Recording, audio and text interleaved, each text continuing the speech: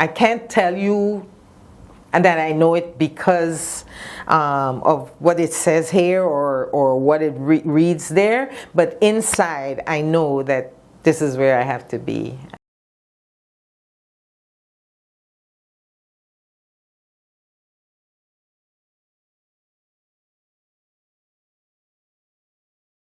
Hi, my name is Allyson Hagood.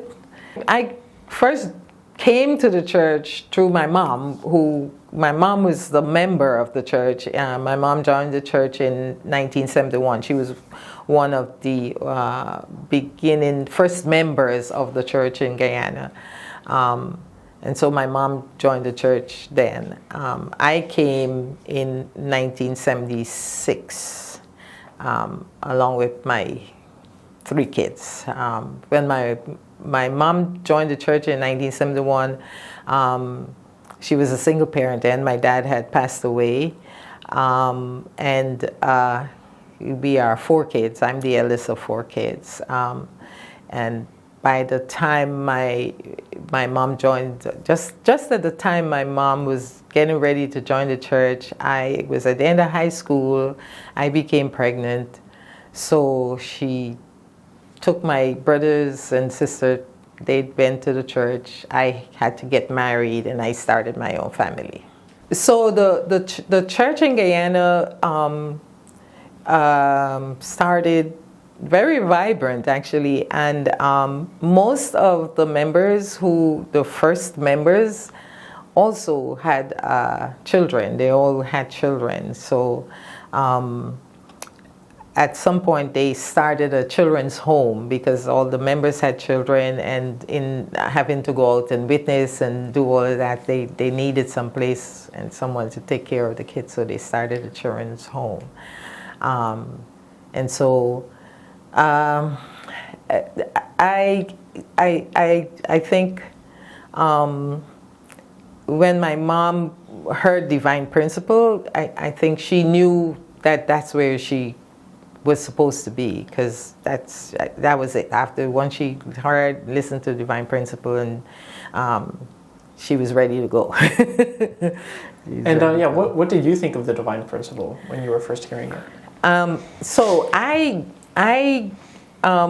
I listened to Divine Principle, after I got married, we used to go some weekends, my husband and I had 2 kids by then.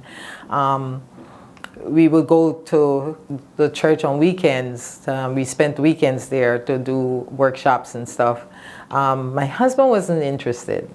To me, it didn't register. It didn't register. I knew it was something good because my mom was there, and yeah, but other than that, the impact of it never registered to me.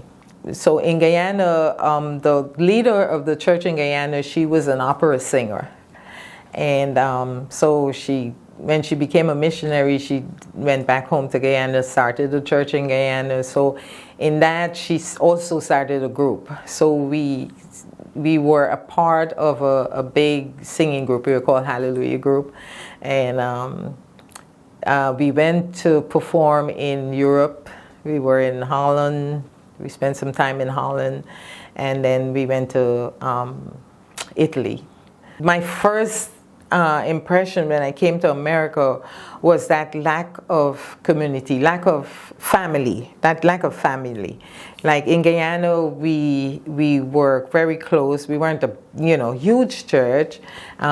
We had a church where everybody lived, and then they had the children's home.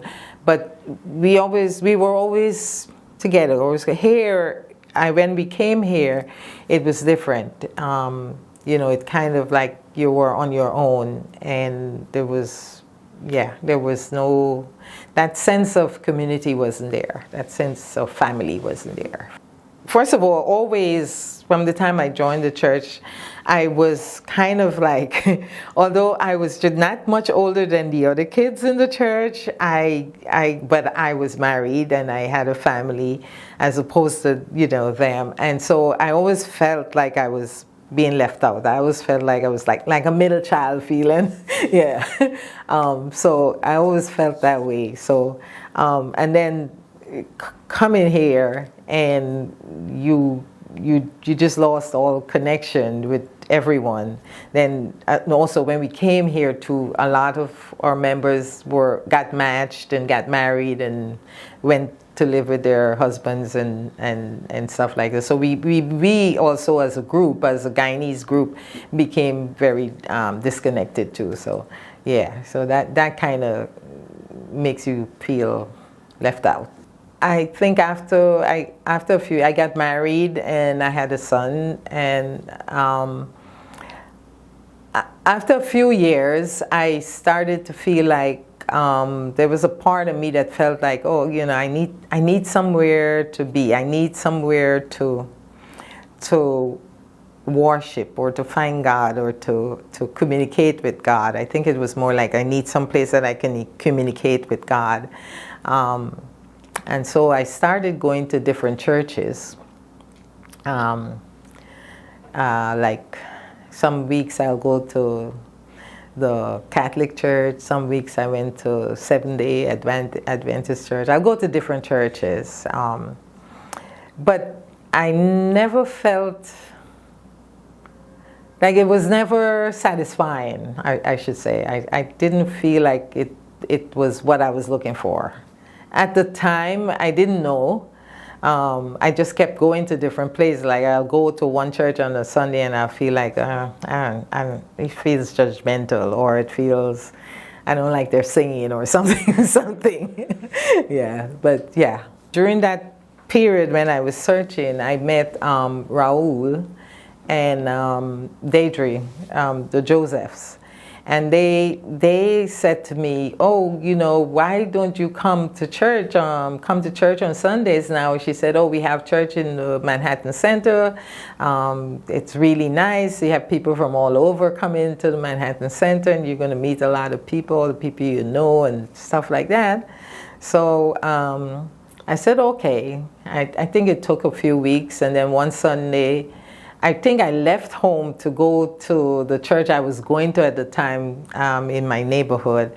And I was like, oh, you know what? I'm right here by the A train. I can get on the train. When I started coming back to Love and Life, that feeling of, I think it reminded me of what I was missing, or maybe what I was searching for. Because especially in Love and Life, on Sundays when the band plays and everybody, you know, it always felt like very, very close, and like we were in one spirit, you know, the purpose was the same, or yeah, I don't know. Because for me, I need that feeling of belonging, to be a part of something, and in that you have to find that thing that makes you go, you know, and for me that feeling of family is what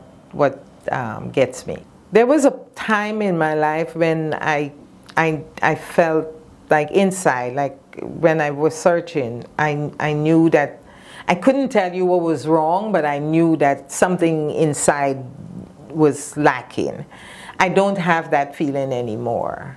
But at the same time, I know that I'm a long way from being that the perfect person. But I think I'm more content now because I know that I'm going in the right direction.